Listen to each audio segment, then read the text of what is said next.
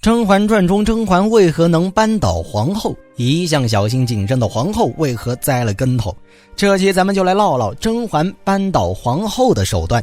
第一点，甄嬛利用皇上故意委曲求全。自甄嬛决定回宫起，她对皇上已经没有感情了，所以回宫后的甄嬛为了利用皇上，故意表现得善解人意，在任何时候都委曲求全。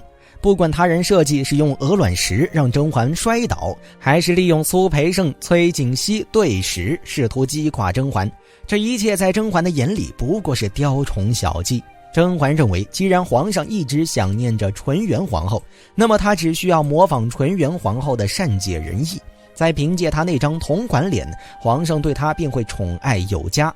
因此回宫后的甄嬛万事都在借皇上的手，就连扳倒皇后这一局也不例外。这么好的珊瑚，若臣妾一人观赏也可惜了，倒不如请和宫嫔妃一起来永寿宫观赏。你喜欢就好。可皇后这边听到消息，一口回绝了。皇上没想到皇后竟敢驳了他的面子。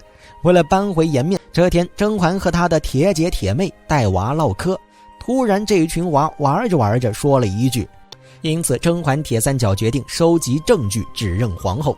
而在指认前，他们必须想办法圈禁皇后。还有，